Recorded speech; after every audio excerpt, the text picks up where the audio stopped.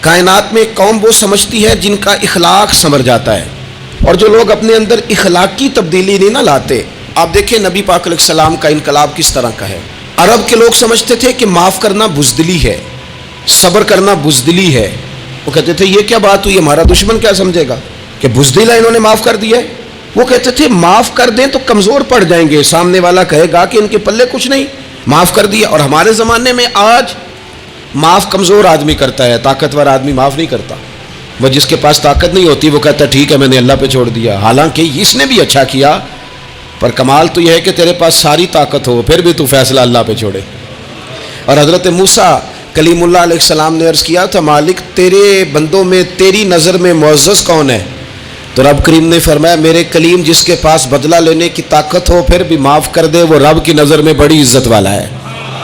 عرب کے لوگ سمجھتے تھے یہ بزدلی ہے کہ میں معاف کر دوں، لیکن حضور نے ان کو اخلاقی طور پہ بدل دیا، اور نبی پاک نے فرمایا معاف کرنا بزدلی نہیں، یہ تو اعلیٰ ظرفی ہے. تو پھر کس طرح بھلا معافی ان کو ہوئی؟ فتح مکہ کے دن حضور نے اس طرح نہیں معاف کیا کہ پہلے ہمارے ہاں بھی لوگ معاف کرتے ہیں تو ہم پتہ کس طرح معاف کرتے ہیں، پہلے ساری اس کی زیادتیاں گنواتے ہیں. پتہ ہے نا تو نے اس وقت کیا کہا تھا، یاد ہے نا تو بڑی ڈینگے مارتا تھا، یاد ہے نا تو بڑی بڑکے مارتا تھا. عرب کے لوگ سارے سامنے کھڑے ہیں، پتہ کون کون ہیں؟ اکرمہ بن ابو جہل آخری دن تک لڑے، ابو سفیان آخری دن تک لڑے، سارے لوگ سامنے کھڑے، کچھ بھاگ گئے ہیں جان بچا رہے ہیں. حضور نے کیا فرمایا؟ فرمایا پتہ تمہارے ساتھ آج سلوک کیا کرنا ہے؟ یا رسول اللہ بتائیے. تو نبی پاک نے فرمایا وہی کرنا ہے جو جناب یوسف نے بھائیوں کے ساتھ کیا تھا. بات ہی کوئی نہیں کرنی، پچھلا قصہ چھیڑنا ہی نہیں، نہ کانٹے بچھانے کی بات کرنی ہے، نہ روڑے مارنے کی کرنی ہے، نہ بدر میں آنے کی کرنی ہے، نہ احد میں پتھر مار کے دانت شہید کرنے کی بات کرنی ہے، نہ خندق کی بات کرنی ہے، نہ خیبر کی کوئی بات. جاؤ نہ معاف کیا، بات ہی کوئی نہیں کرنی، معافی دے دی. ابو سفیان کہنے لگے حضور مجھے بھی معافی ہے. سونیا تیرے کرم پہ قربان جاؤں. میرے کریم فرمانے لگے تو قبیلے کا سردار ہے، مکے شریف کے لوگ تجھے بڑا سمجھتے ہیں، دیکھ حضور معاف بھی کرتے ہیں اور عزت بھی دیتے ہیں. فرمایا جا میں نے تجھے معاف کیا، اور جو تیری حویلی میں آ کے پناہ لے لے گا میں اسے بھی معاف کر دوں گا، اسے بھی معافی مل جائے گی جو تیرے گھر آ جائے گا. اب تبدیلی آ گئی، وہ جو اندر کفر تھا وہ ٹوٹ گیا، انقلاب آ گیا. یہی ابو سفیان جو کل تک مخالفت میں لڑتے تھے پھر یہ حضور کے ساتھ جنگوں میں جاتے، اور اس طرح جاتے کہ حضور گھوڑے پہ بیٹھے اور جناب ابو سفیان نے گھوڑے کی لگام تھامی ہے، ہر میدان میں گئے، ہر جگہ خدمت کی. اکرمہ بن ابو جہل کا پتر ہے، کوئی کسر نہیں چھوڑی، اس نے حد کر دی، ہر جگہ لڑا، ہر مقام پہ. لیکن فتح مکہ کے موقع پر یہ بھاگ گیا تھا، جان بچا کے چھپ گیا. اس کی بیوی آئی آ کے کہنے لگی سونیا میرے چھوٹے چھوٹے بچے ہیں، مجھے پتہ چلا ہے کہ میرے شوہر کے لیے آپ نے ڈیتھ وارنٹ جاری کر دیے ہیں کہ جہاں ملے مار دیا جائے. صحابہ نے یہ اعلان کیا ہے، وہ سخت مجرم ہے، اس کے لیے سخت آرڈر جاری کیا گیا ہے. تو کریم کیا فرمانے لگے؟ حضور فرمانے لگے تو کیا چاہتی ہے؟ میں کوئی آپ کو قصہ تو نہیں نہ سنا رہا، خدا را مہربانی کریں، تھوڑا سا دل بڑا کریں، تھوڑا سا. وہ ساس کہتی ہے جی میں کیویں معاف کر دیا جی، تو انہوں پتہ نہیں پیر صاحب میرے اندر زخم کنے نے، مثلا کیا ہے، گولی مار دی ہے کسی نے کسی کو. بہو سے کہیں تو کہتی ہے جی میں معاف کر دوں، اس کو معاف کر دوں، آپ کو بتاؤں اس نے تکلیف کتنی دی. مہربانی کرو ایک دوسرے کو معاف کرو، اپنے دل میں گنجائش پیدا کرو. اس بندے کی بات ہو رہی ہے جو باپ سے لگا ہوا ہے مخالفت کرنے، ابے نے بھی ظلم کیے، اس نے بھی کیے. حضور اس کی بیوی سے کہتے ہیں کیا چاہتی ہے؟ کہنے لگی حضور معاف کر دیں اسے. تو نبی پاک صلی اللہ علیہ وسلم نے فرمایا ٹھیک ہے، یہاں تو معافی کا دروازہ تو سب سے زیادہ کھلا ہوا ہے، تو کہتی ہے تو چلو ٹھیک ہے معاف کیا، ہو گئی بات. اس نے جا کے جہاں چھپا ہوا تھا اسے کہا اکرمہ حضور نے تجھے معاف کر دیا. کہنے لگا کوئی کرنے والی بات کر، وہ معاف کرتے ہیں مجھے پتہ ہے، بڑا کرتے ہیں، پر جو میں نے کیا ہے وہ معافی والا نہیں. مجھے معافی ہو سکتی ہے، یہ کیسے ہو سکتا ہے، یہ کیسے ہو گیا، ہو ہی نہیں سکتا.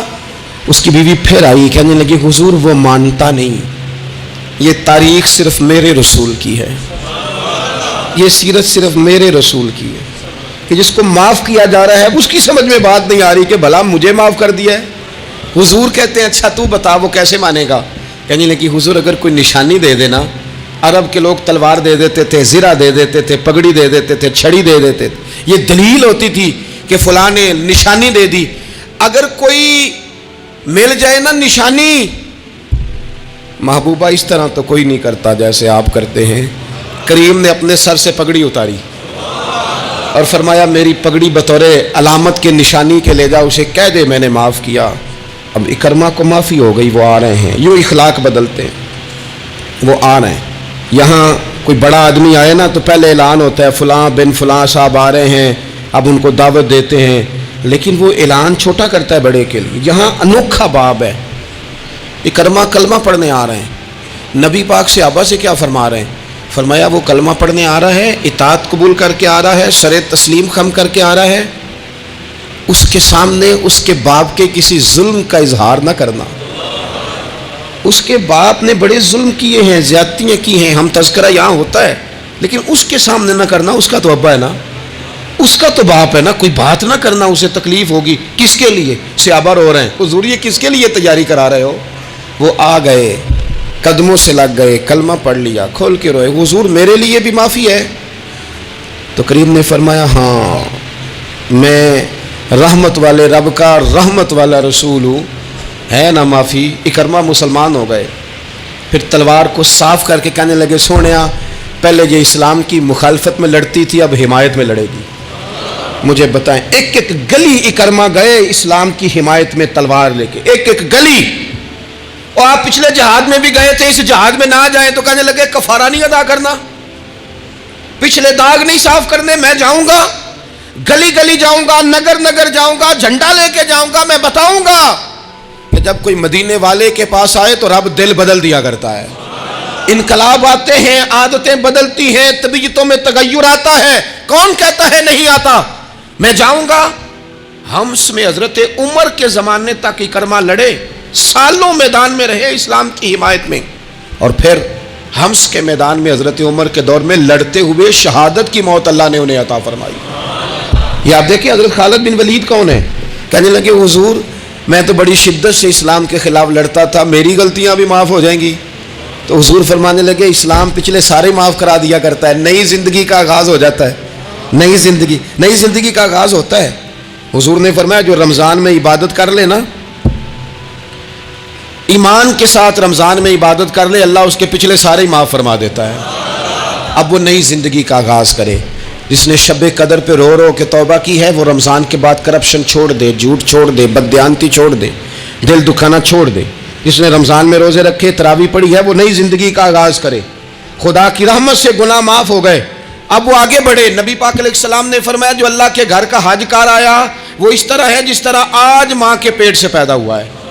اب نئی زندگی کا آغاز کرے، اب وہ اپنی عادات میں تبدیلی لائے، اب وہ بدل جائے۔